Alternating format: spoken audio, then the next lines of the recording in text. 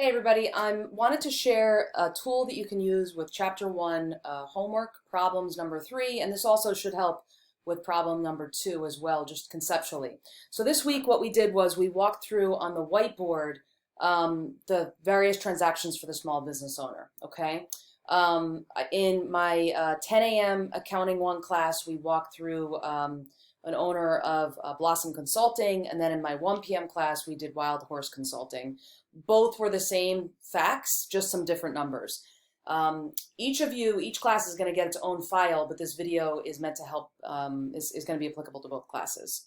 So what I want you to do is go into your Blackboard shell. I've got my 10 a.m. class up here, but it'll be in the same place if you're in my 1 p.m. class. Go into your Chapter 1 folder, and what I want you to do is click on the Chapter 1 homework problem number 3 worksheet help file. It's going to be located up at the top. Okay, right here, you can see an example of it. When you click on that, what it's going to do is it's going to open up a Google Sheet that looks like this, and you're going to have this View Only button up here. That simply means you're going to have to make a copy of this file. So you cannot edit my version.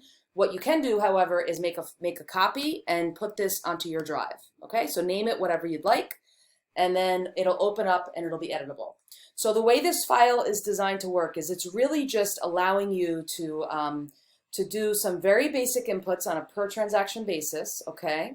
And I'm hoping this is easier than the Wiley software. This is why I made this, because I wanted to give you a tool that would allow you to do the inputs in maybe hopefully a better and easier way than what Wiley provided for that big table that I know had a lot of pain points for many of you.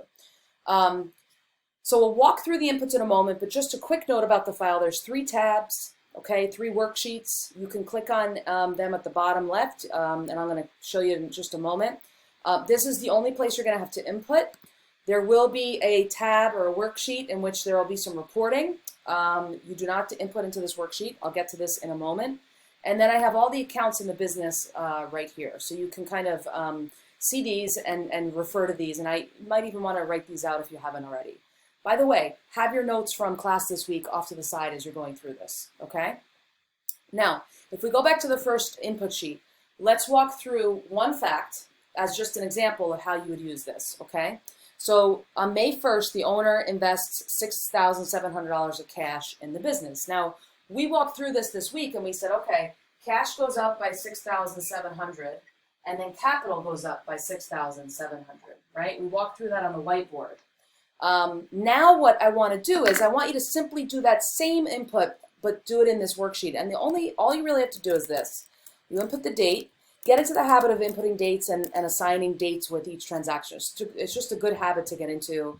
You will be required to do it at certain points in the class, but I have the date in there just so you can keep track. And then just layer in each account, okay? Each transaction is going to have 2 accounts in this problem. So you would put cash, 6,700, and then accounts payable, or I'm sorry, capital of 6,700. Okay? Now you can see the, I don't know if you noticed it, but the worksheet updated. These yellow cells updated. So, and it's meant to report back information to you. Okay, that's what's happening here. By the way, I created this file, okay? I went into Google Sheet and basically created an input and reporting tool that would help guide you guys, all right? So just as sort of some context as to where this is coming from. Each blue box is its own transaction. So we just did the May 1st transaction. Let's say that I made an incorrect input and I put negative 6,700 by accident, okay? Or maybe I was incorrect. I just didn't understand.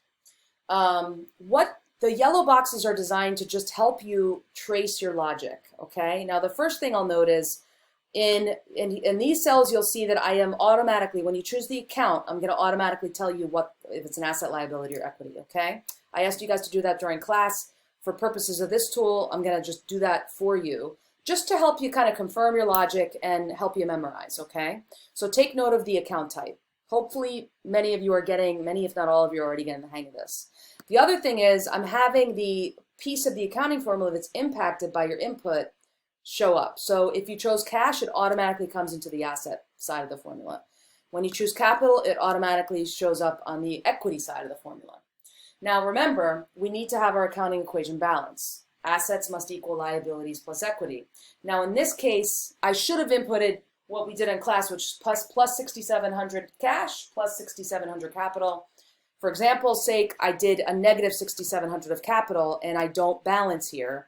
And that's why we just get a little diagnostic down here that says no to our accounting equation not balancing. That's really just for ease of you kind of reading back, okay? So take your time with it. The only inputs you'll need are in the green boxes. You don't need to input or change anything else in this file, okay? Let me go ahead and remove that negative sign, and you can see that our accounting equation now balances. Okay, I'm going to have this example in the file just as reference so that you can see an example of how this is supposed to work, okay? Let's now look at the table from Wiley, because this I wanted to also provide because Wiley asked you to come in here and kind of input into a screen that looked kind of like this. What I've done here, and I hope this helps with some of what you guys were struggling with, this is simply going to report back based on what you inputted in the previous sheet. So you can see that I have cash of 6,700 and capital of 6,700. And by the way, the owner's equity and the liabilities and assets are located above each account, okay? So you'll have that as a guide as well. The next step of this, once you go through all the transactions, what we want to do is figure out the May 31st balance. We want to get to the end of the month and understand what is the amount in each of these accounts. We need to basically do a sum total of all the activity, okay? Plus cash, negative cash, we go all the way through cash, do the same thing with accounts receivable, supplies, equipment, etc. So in row 17 here, I'm going to highlight it. It's simply doing that math for you. So it's summing it all up for you. Take note, and we'll go through this, but take note that that's all we're doing is summing the entire column, okay? The ending May 31st balance for cash is going to have to go on our balance sheet, okay? Same thing with accounts receivable, supplies, equipment, and then the liabilities as well.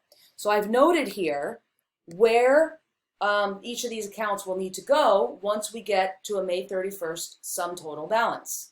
That's where we're driving. We're driving, all this detail is going towards the financial statements.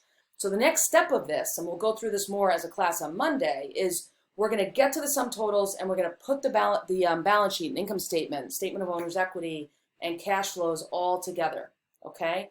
We're going to need the May 31st balance. So the key here, and what I want you to get comfortable getting to, is make sure that your ending balance is ties to the correct answer, which I already, by the way, have in row 20, okay?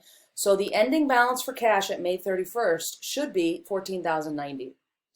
So the goal here is the approach. I want you to feel comfortable doing the inputs on the input tab. Come over here and make sure that your inputs are correct for every account. If you get one input wrong, it might throw off one of the transactions and you'll see the impact in terms of your May 31st balance for that account. Okay, so on this tab in particular, I want you kind of reviewing and looking at this kind of like with a bird's eye view so that you will have just done your inputs. You can now come and look, what did I do, and see it as like a big picture.